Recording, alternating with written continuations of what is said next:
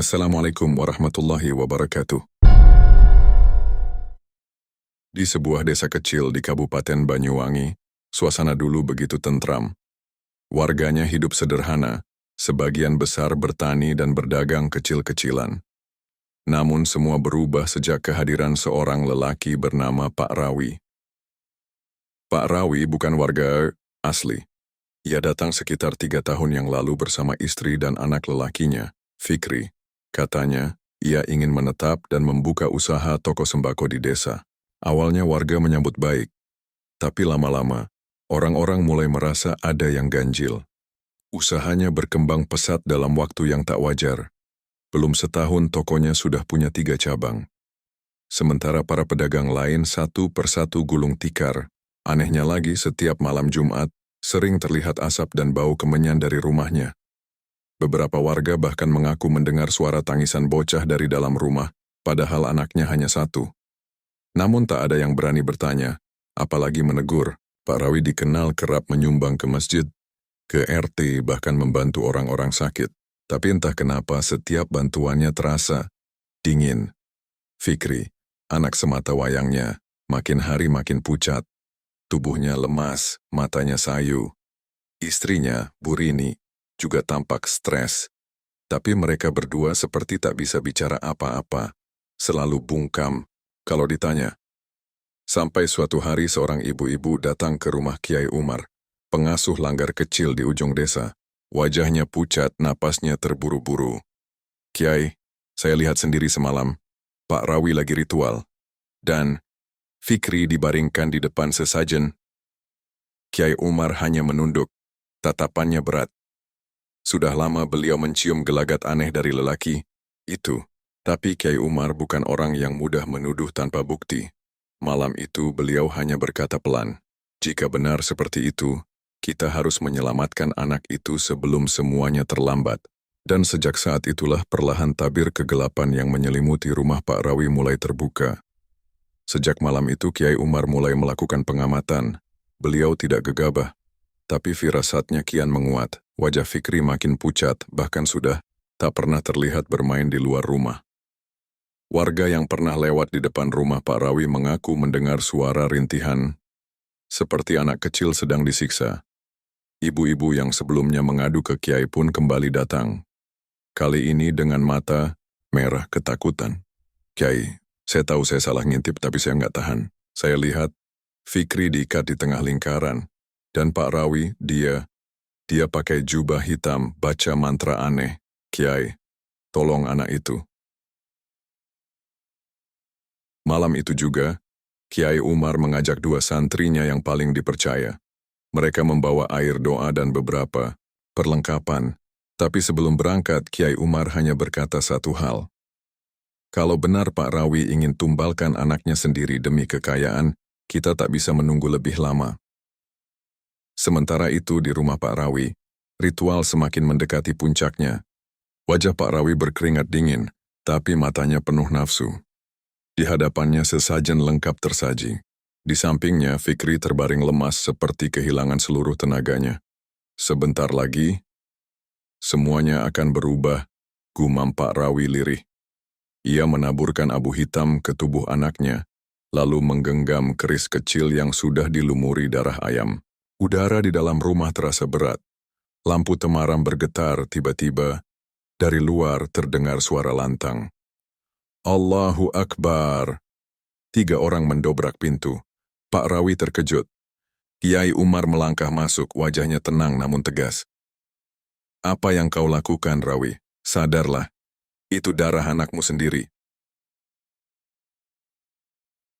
Pak Rawi mundur. Tubuhnya gemetar. Keris di tangannya jatuh. Tapi sebelum ia bisa berkata apa-apa, sesajen di lantai mendadak terbakar. Api melingkar membentuk simbol aneh. Dan dari dalam bayangan, sesosok makhluk tinggi besar mulai muncul. Berwarna hitam legam, matanya menyala merah. Ia menatap Pak Rawi dengan marah. "Kau ingkar janji, tumbal belum sempurna. Kau harus ganti." Pak Rawi menjerit. Tapi Kiai Umar segera membaca ayat-ayat suci dengan suara lantang. Cahaya dari air doa yang disiramkan ke lantai menyilaukan ruangan. Sosok hitam itu meraung dan menghilang perlahan. Fikri tak sadarkan diri, tapi jiwanya selamat. Pak Rawi, ia roboh di sudut ruangan, menangis seperti anak kecil. Pagi itu desa mendadak sepi. Rumah Pak Rawi dikunci rapat. Tidak ada aktivitas seperti biasa. Orang-orang hanya berani melihat dari jauh. Tak ada yang berani mendekat sejak kejadian semalam. Di dalam rumah itu, Pak Rawi terduduk lemas. Matanya, bengkak, tubuhnya gemetar. Ia tidak bisa lupa suara makhluk itu. Makhluk yang dulu ia sembah demi kekayaan, kini menuntut janjinya ditepati. Tapi bukan anaknya yang dibawa, melainkan dirinya sendiri yang nyaris jadi korban. Fikri masih tidur, di kamar belakang belum juga bangun. Wajahnya pucat, napasnya pelan. Kiai Umar datang pagi itu kali ini sendirian. Ia duduk di ruang depan, memandangi Pak Rawi tanpa berkata-kata untuk beberapa saat. Luka paling dalam bukan yang terlihat di tubuh, tapi yang menggores hati anakmu. Roh, ujar Kiai Umar lirih. Pak Rawi hanya menunduk, air matanya menetes. Saya nggak tahu kenapa saya bisa sampai segelap itu, Kiai. Kiai Umar menghela napas. Godaan dunia memang tak pernah berhenti. Tapi kalau sudah mengorbankan darah, sendiri, itu bukan manusia lagi namanya. Hari-hari berikutnya Pak Rawi menjadi sosok yang berbeda. Ia tak lagi keluar rumah. Banyak yang bilang ia sering bicara sendiri, menjerit malam-malam. Ada pula yang mengaku melihat bayangan hitam di sekitar rumahnya, kadang berdiri mematung di sudut jendela. Sementara itu Fikri mulai membaik, tapi setiap tidur ia mengigau, menyebut nama makhluk yang tak dimengerti. Kiai Umar akhirnya memutuskan satu hal. Fikri harus diruqyah, dan rumah itu harus dibersihkan secara spiritual. Namun, sebelum Kiai Umar melakukan pembersihan, malamnya ia mendapat mimpi. Dalam mimpinya, makhluk tinggi besar itu muncul, tapi kali ini tidak menuntut tumbal. Ia tertawa. Kau pikir semua sudah selesai, Kiai? Tumbal gagal, tapi pintu sudah kubuka. Kiai Umar terbangun. Peluh dingin membasahi tubuhnya. Astagfirullah. Ini belum selesai. Pagi harinya, Kiai Umar duduk di serambi musola masih memikirkan mimpinya. Hatinya gelisah, ia tahu mimpi itu bukan sekadar bunga tidur. Pintu yang disebut makhluk itu, artinya ada jalur yang terbuka antara alam manusia dan jin. Tak lama santrinya datang tergesa. Kiai, rumah Pak Rawi. Keluar asap hitam dari atapnya, dan ada suara orang ketawa, besar, seperti bukan suara manusia. Kiai Umar bangkit. Panggil. Warga. Kita harus segera ke sana. Ini bukan tentang Pak Rawi lagi. Ini soal desa kita. Sementara itu di rumah Pak Rawi, Fikri terbangun dengan mata kosong. Ia turun dari tempat tidur dan berjalan seperti orang kesurupan. Dari dalam kamarnya, terdengar suara bisikan. Anak ini sudah kuberi tanda. Dia bukan milikmu sepenuhnya lagi. Pak Rawi melihat anaknya dan langsung memeluknya. Fikri, maafkan Bapak, Nak. Tapi Fikri hanya diam. Tatapannya kosong.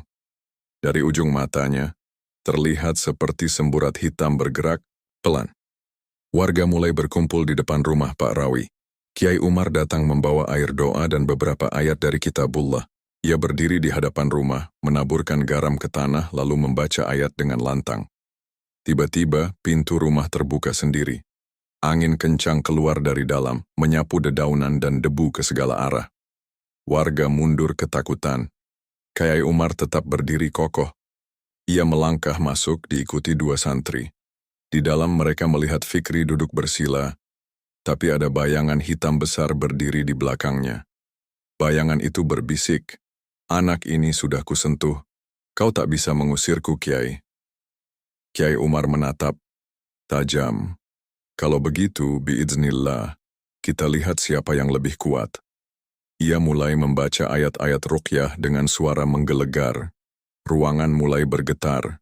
Bayangan hitam menjerit, mencoba melawan. Tapi perlahan, cahaya dari lantunan doa itu makin kuat, membakar sisi-sisi gelap ruangan. Fikri jatuh pingsan. Pak Rawi menangis di sudut ruangan. Bayangan itu lenyap, tapi Kiai Umar tahu. Ini baru permulaan.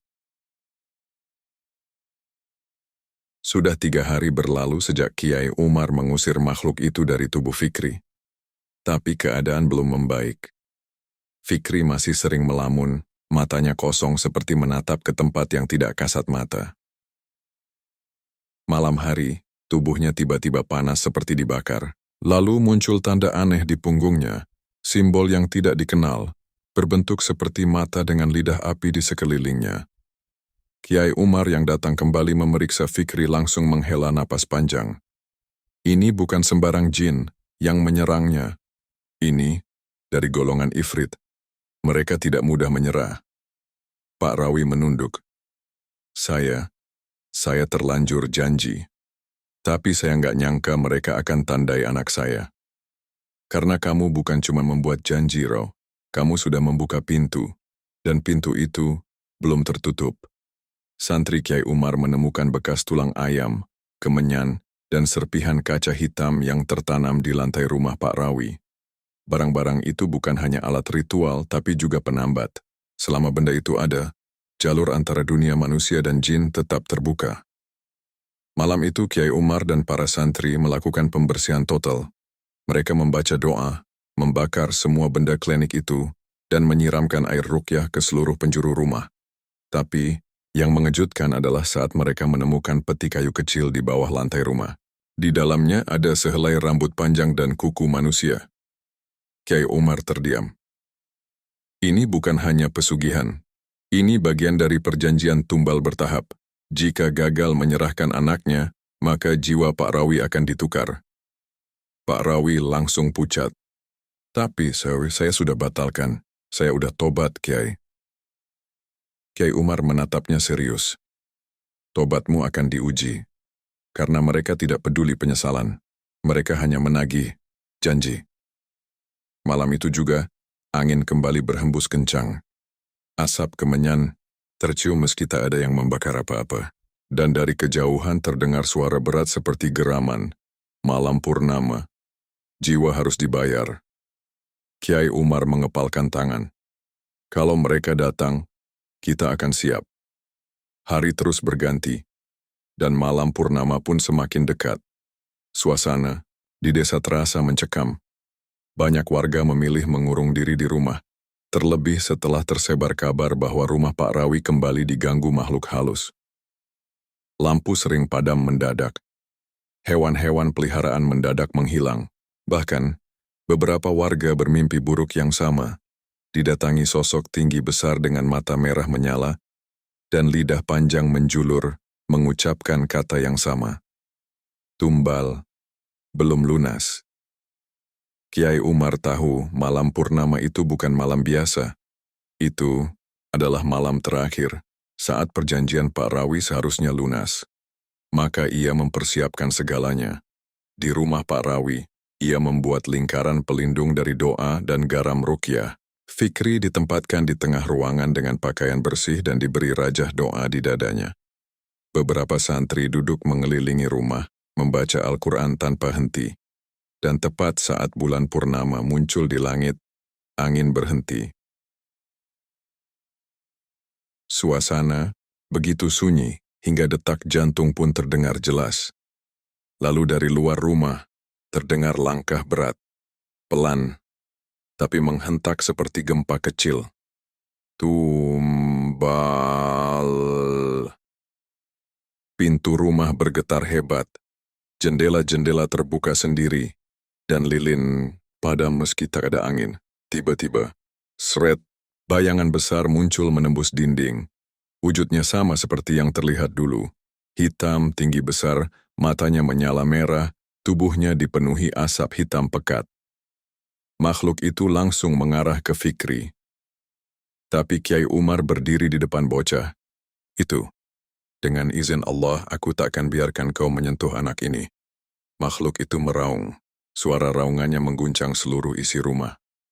Kiai Umar membuka kitab kecil yang ia bawa, lalu mulai membaca ayat-ayat ruqyah dengan suara lantang. Suara itu seperti merobek kabut kegelapan. Makhluk itu mengerang, tangannya terbakar, tapi ia terus mencoba menyerang. Pak Rawi hanya bisa berlutut di sudut ruangan. Ia menggigil ketakutan. Sampai akhirnya, makhluk itu menoleh padanya. Jika tumbal gagal, maka jiwamu pengganti. Makhluk itu meloncat ke arah Pak Rawi. Tapi sebelum sempat menyentuhnya, Kyai Umar menyiramkan segenggam air doa ke arah makhluk itu. Cish! Makhluk itu menjerit keras. Tubuhnya meledak menjadi kepulan asap. Aroma belerang memenuhi ruangan, dan hening. Malam purnama itu, nyawa Fikri selamat. Tapi Kyai Umar tahu, ini belum berakhir. Pak Rawi, katanya sambil menoleh, kamu harus ikut aku, ini masih ada yang harus dibereskan. Kalau tidak mereka akan kembali. Pak Rawi mengangguk lemah. Tubuhnya lemas, tapi kali ini ia tak lagi menyangkal. Ia tahu, semua ini belum lunas. Setelah kejadian malam purnama itu, rumah Pak Rawi seakan jadi kuburan. Sunyi, dingin, dan menyimpan sisa-sisa aura jahat yang belum sepenuhnya hilang. Fikri sudah mulai pulih secara fisik, tapi jiwanya belum sepenuhnya tenang. Ia sering melamun, sesekali tersentak saat tidur dan masih takut gelap. Pak Rawi, tak seperti dulu. Ia jarang bicara, lebih sering termenung, wajahnya pucat, tubuhnya gemetar setiap mendengar suara ayam jantan atau azan subuh, seolah bayangan hitam itu masih membuntutinya. Melihat kondisi ini, Kyai Umar memutuskan bahwa hanya ada satu cara untuk mengakhiri semuanya, memutus ikatan perjanjian gaib yang dulu dibuat Pak Rawi. Namun untuk itu, mereka harus pergi ke tempat asal perjanjian itu dibuat. Petilasan keramat di balik bukit dekat hutan bambu yang konon jadi tempat para dukun pesugihan mencari ilmu cepat kaya. Tempat itu bukan tempat biasa, tak sembarang orang bisa masuk. Apalagi saat malam hari. Tapi Kyai Umar tetap bersiap. Kalau ini tidak diselesaikan, katanya pada Pak Rawi, hidupmu tak akan pernah tenang. Bahkan anakmu pun akan terus dihantui. Malam itu mereka bertiga berangkat. Kyai Umar, 2 santri, kepercayaannya, dan Pak Rawi. Perjalanan mereka sunyi. Hanya suara jangkrik dan gemerisik dedaunan yang terdengar. Sesekali mereka melihat sosok bayangan menyelinap di antara pohon. Tapi Kyai Umar tetap tenang, terus melantunkan ayat-ayat perlindungan. Sampai, akhirnya, mereka tiba di depan petilasan itu. Tempatnya seperti gubuk tua yang hampir roboh. Di depannya ada batu hitam besar, ditutupi kain mori kotor. Bau kemenyan sangat menyengat. Di sekelilingnya, tanahnya tidak seperti tanah biasa. Lebih hitam, dan terasa lengket saat dipijak. Kyai Umar memandang Pak Rawi. Kau yang harus akhiri semua ini. Ucapkan penolakanmu, putus perjanjianmu, tapi jangan pernah goyah. Sekali kau ragu, mereka akan datang lagi. Dengan gemetar Pak Rawi melangkah ke depan batu hitam itu. Ia membaca kalimat tobat, lalu mengangkat kedua tangannya dan berseru, aku tarik kembali semua perjanjianku. Aku batalkan semua ikatan setan. Aku kembali pada Allah sepenuhnya. Tiba-tiba, langit mendadak gelap. Angin bertiup kencang. Gubuk itu berderak keras. Lalu, dari balik batu hitam itu, muncul suara berat dan dalam. Perjanjian tidak bisa dibatalkan, kau harus ganti. Tanah di sekitar mereka mulai retak. Asap hitam menyembur dari celah-celah tanah. Sosok yang sama kembali muncul. Kali ini lebih besar, lebih gelap, dan lebih mengerikan. Tapi Kyai Umar sudah siap. Dengan tenang, beliau melantunkan ayat kursi dan membentuk lingkaran perlindungan di sekitar mereka. Ini saatnya Rawi, perlihatkan penyesalanmu, dan jangan lari. Pak Rawi berlutut, menangis mencium tanah dan terus meminta ampunan. Makhluk itu merangsek masuk ke dalam lingkaran doa, tapi seketika tubuhnya seperti terbakar. Ia meraung, menggeliat, dan akhirnya meledak menjadi kepulan asap yang terserap ke dalam tanah. Petilasan itu runtuh. Sunyi kembali menyelimuti malam. Pak Rawi pingsan di tempat, tapi Kyai Umar tersenyum kecil. Satu ikatan telah berhasil diputus. Setelah petilasan itu runtuh, Kiai Umar dan rombongan membawa pulang Pak Rawi yang masih tak sadarkan diri. Saat matahari mulai terbit, warga desa mulai berani keluar rumah. Kabar soal usaha Pak Rawi memutus perjanjian gaib menyebar pelan-pelan. Tapi, bukan berarti semuanya selesai. Beberapa hari setelah kejadian itu, gangguan tak kasat mata mulai terjadi. Burung-burung hitam sering beterbangan di atas rumah Pak Rawi. Malam-malam, warga mendengar suara-suara aneh dari arah bukit. Dan yang paling menyeramkan, anak kecil tetangga Pak Rawi tiba-tiba kerasukan menyebut-nyebut nama Fikri dan penggantian tumbal. Kiai Umar paham. Perjanjian gaib seperti ini tak bisa selesai hanya dengan tobat. Karena dari pihak jin atau makhluk gaibnya, mereka merasa dirugikan. Mereka datang bukan sekadar menagih tumbal, tapi juga menuntut balas. Pak Rawi sudah dibebaskan dari ikatan, ujar Kiai Umar dalam pengajian kecil. Tapi selama masih ada dendam dari pihak seberang, kita harus siap menghadapi serangan balik. Malam itu, Kiai Umar memimpin doa khusus di mushola. Hampir seluruh warga datang. Mereka membawa air putih yang sudah dibacakan doa perlindungan. Tapi, gangguan tidak datang langsung ke desa. Ia datang lewat mimpi-mimpi buruk yang dialami beberapa warga. Ada yang bermimpi bertemu sosok tinggi besar berbulu, matanya merah, membisikkan satu kalimat. Kalian melindungi pengkhianat, maka kalian juga akan menerima akibatnya. Malam-malam berikutnya, 3 warga mengalami kesurupan. Mereka mengigau, menjerit, bahkan mencoba melukai diri sendiri. Kiai Umar dan para santri harus bergantian menjaga desa, melakukan ruqyah, dan memperkuat pagar gaib di sekeliling kampung. Hingga akhirnya, malam Jumat Kliwon datang. Suasana desa mendadak berbeda. Angin kencang berhembus, pepohonan meliuk tak wajar, dan suara gamelan tua terdengar samar-samar dari arah hutan bambu. Kiai Umar tahu, ini malam penentuan. Makhluk itu tak hanya ingin tumbal, ucap Kiai Umar, tapi ingin menebar ketakutan dan membuat manusia kehilangan keimanan. Dengan pakaian putih bersih dan kitab suci di tangan, Kiai Umar bersiap. Para santri mengitari mushola sambil membaca ayat perlindungan. Sementara, itu Fikri yang sudah mulai bisa bicara, berkata pelan kepada ayahnya. Ayah, dia belum pergi. Dia marah karena dulu ayah minta kekayaan tapi tak mau bayar. Pak Rawi menunduk. Air matanya mengalir deras. Ia memeluk anaknya erat. Tiba-tiba, seluruh lampu di desa padam. Langit diselimuti awan gelap pekat. Dan dari kejauhan terdengar suara tawa rendah dan menggelegar. Malam ini kalian semua akan lihat kekuatan yang sesungguhnya. Langit benar-benar gelap malam itu. Suara tawa dari arah hutan terdengar semakin dekat. Berat menggema dan seolah memantul di setiap sudut desa. Angin dingin menyapu rumah-rumah warga. Mereka bersembunyi di balik pintu, membaca doa, menunggu dengan cemas. Kiai Umar berdiri di depan mushola, menghadap ke arah timur. Para santri membuat lingkaran, membaca ayat suci dengan lantang, tak henti-henti.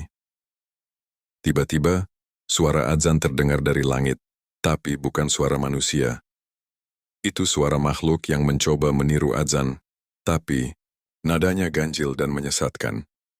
Kiai Umar langsung mengangkat tangan dan berdoa dengan khusyuk, lalu suara itu hilang seketika digantikan oleh gemuruh petir yang menyambar pohon besar di tengah desa. Dari balik asap muncullah sosok itu. Makhluk besar berbulu hitam bertanduk panjang, bermata merah menyala, dan tubuhnya dipenuhi luka, terbuka yang masih mengeluarkan asap hitam. Kalian manusia pengecut, Rawi telah mengingkari janjinya, dan kini aku akan ambil apa yang menjadi hakku. Pak Rawi yang sedang bersembunyi bersama anaknya langsung berteriak, ambil aku saja, jangan anakku. Makhluk itu menoleh, kau sudah tidak layak, kau penakut dan pengecut. Makhluk itu melangkah mendekat ke rumah Pak Rawi, namun tiba-tiba terhenti. Dari depan rumah berdiri Kiai Umar dengan tongkat kayu yang dililit kain putih.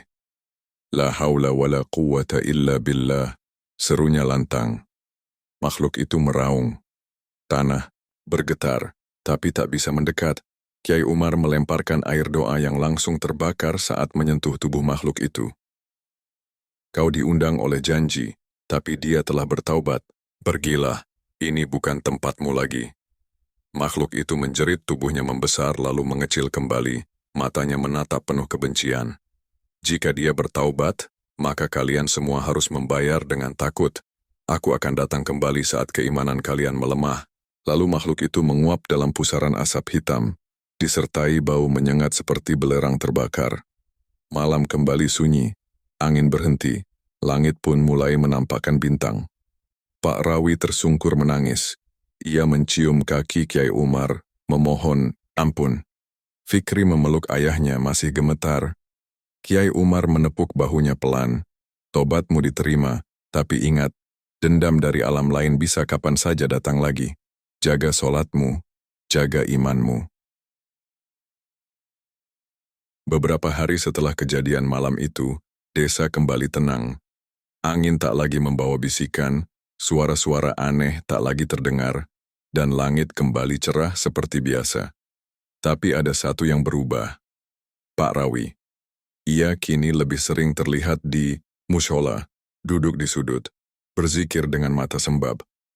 Wajahnya tak lagi penuh ambisi, melainkan penyesalan yang mendalam. Setiap selesai sholat, ia mencium kening Fikri, yang mulai kembali ceria meski sesekali masih mimpi buruk.